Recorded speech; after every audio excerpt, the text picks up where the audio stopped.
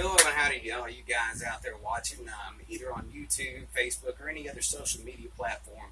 My name is Brandon Wallace. I'm the owner of Outlaw Innovations, and because of a whole lot of interest, you guys have been emailing me, been sending me messages on Facebook, really encouraged me to do a how-to video.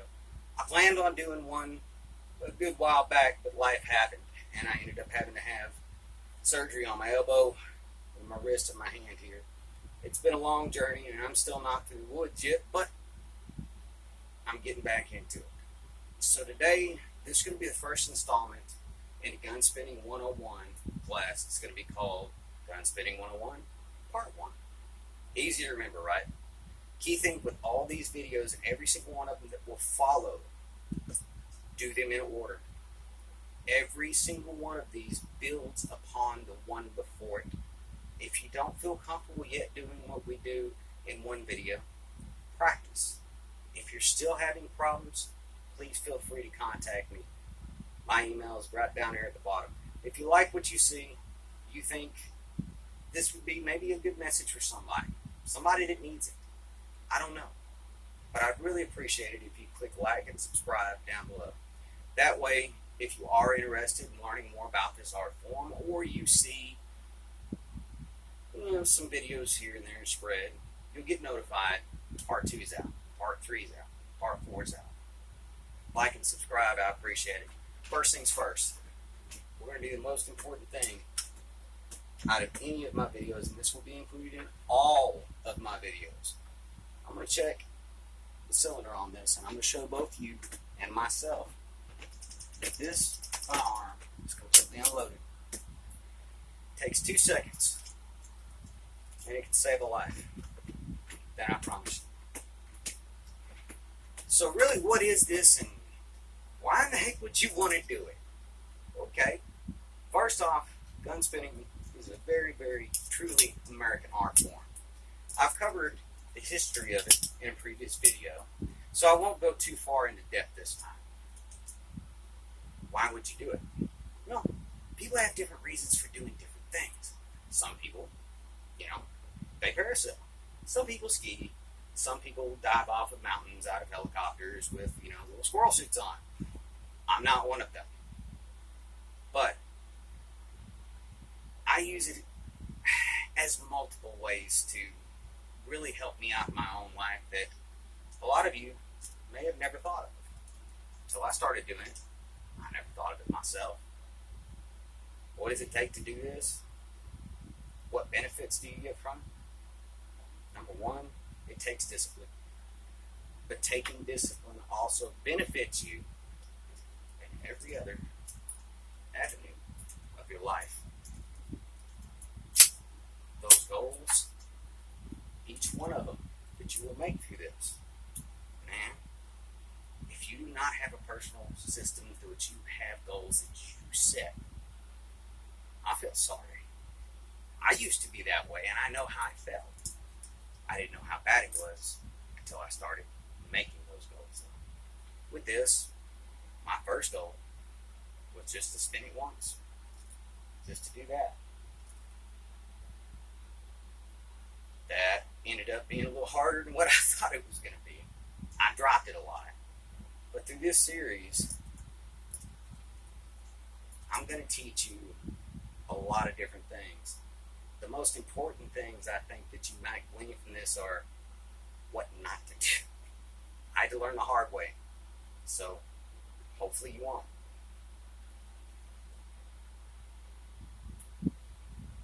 The confidence that comes from setting your own goals and being able to accomplish them. Being able to gain a skill that most people don't have is really very fulfilling.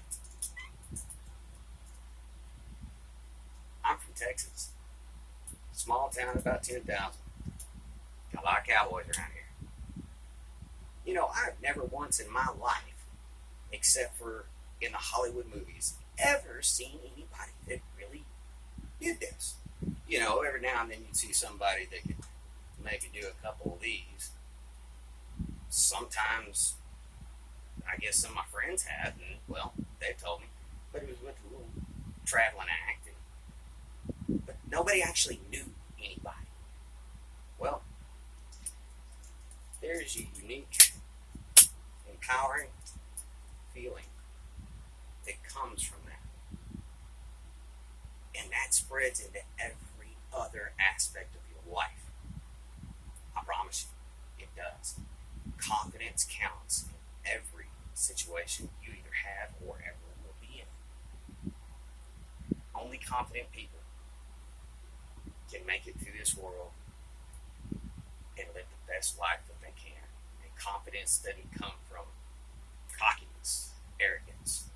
Confidence doesn't just come from being able to do this little action.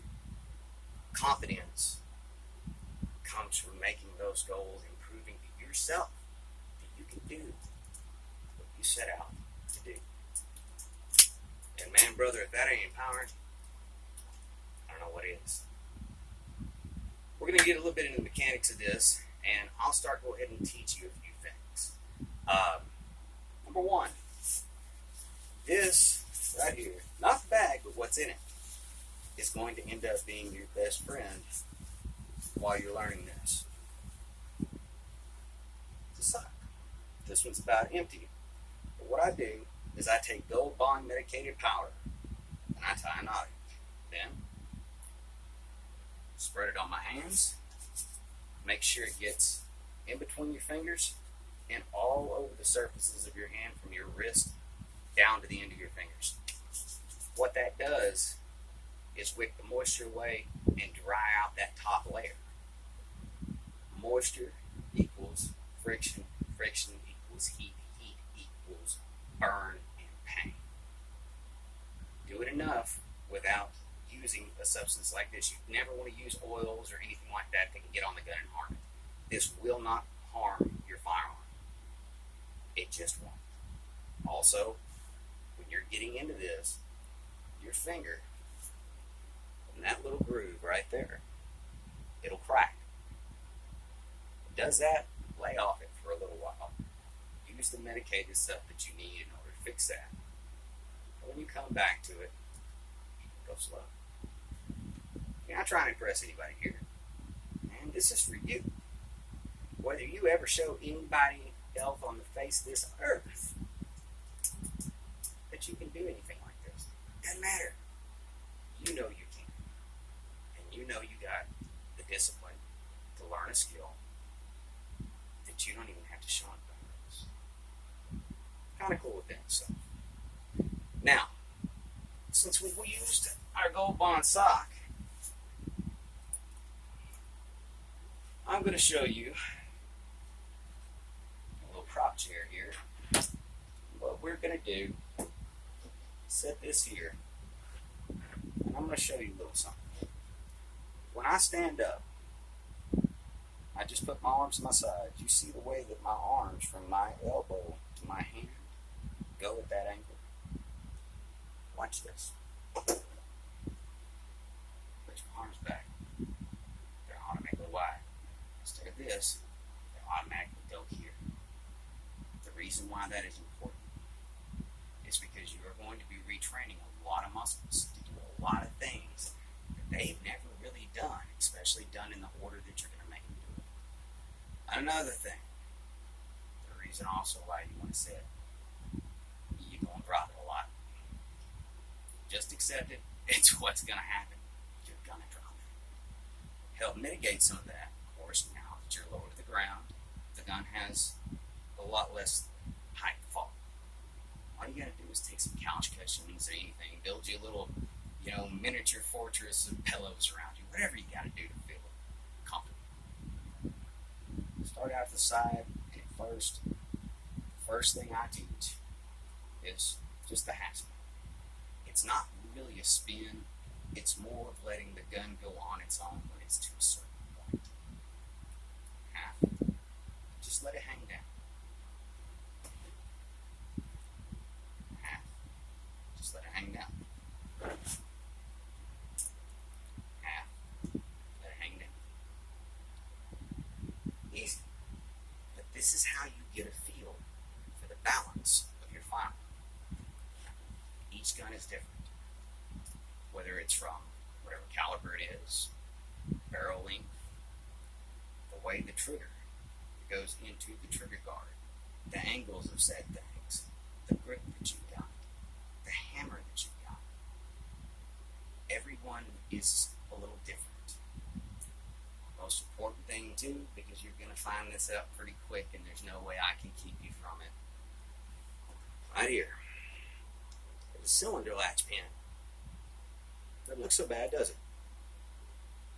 Stop with your right hand. You never come in contact with it. With your left, you do.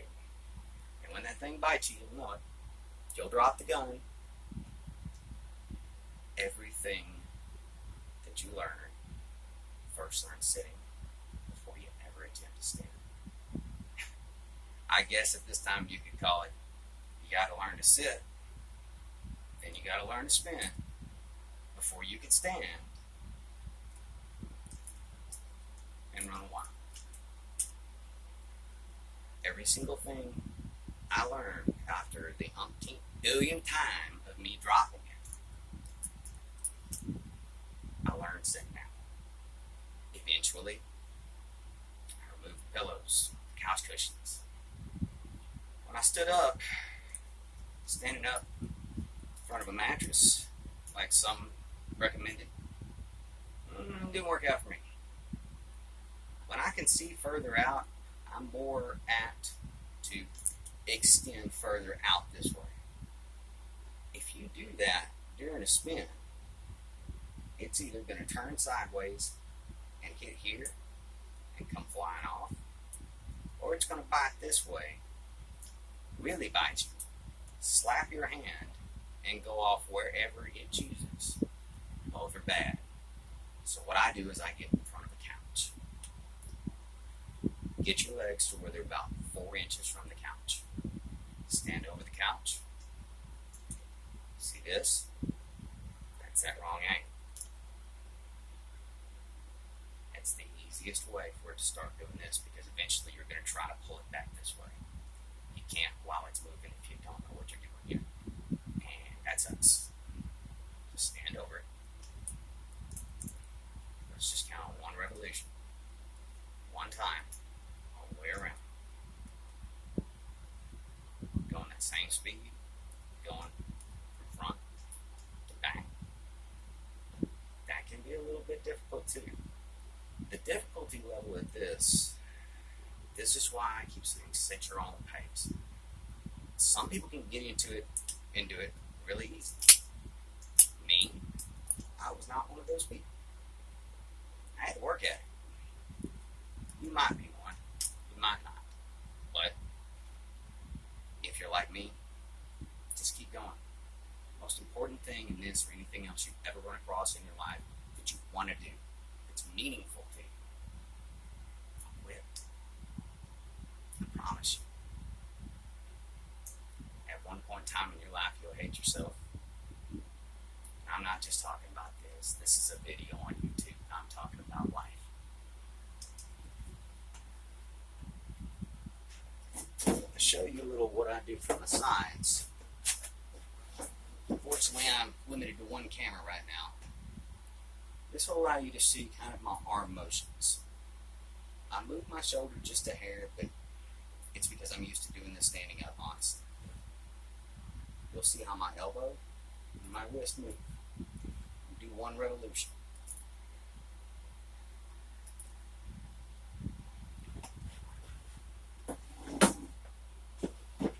Now I'm turning completely around so you can see it from this side. What my hand is doing is I've got it here. I'm bumping it forward, this part of my hand, and I'm getting my fingers out of the way. You notice how this is almost flat? We'll just flare it out a little bit. The reason why is so that when my fingers make contact with the butt of the gun, it goes in the right order to lock it in place. It's just something you have to learn. I'm going to get this chair out of the way. And now that you know, verse 2, get familiar with the way your gun feels, the balance of it, the way it feels in your hand. Every single little curve, every sharp edge, sight blade, all of it. This is your time to familiarize yourself with this firearm in such a way that you know it. You can't just familiarize yourself with it with one hand. It's got to be with both. Your finger movements will be exaggerated by your left hand. It's something you have to remember. Another big thing that gets people is they get real comfortable with the one and do 2, 3, 4. They don't slow down usually. By the time they slow down, usually they hadn't dropped the gun yet. If they do this, they won't make it near that fast before they lose exact track of what their muscles were doing, and they start to slip. As soon as you start to slip at speed, the gun will jump in your hand and it'll twist part of your finger against this part of the trigger, and right here. When it does that, it'll stop. And when it stops, the momentum of this gun in particular, it weighs a little over 2.7 pounds. When it does that and it just stops, it's taking you for a little bit with it. Problem is, it doesn't have a grab on all of you. It's got a grab on that. Don't worry about going fast. You'll eventually get there if you want. Just worry about the simple stuff. And then guess what? Don't worry anymore. Thanks for watching today. I appreciate you tuning in as always. And be safe. Y'all be nice to each other out there. Have a good day.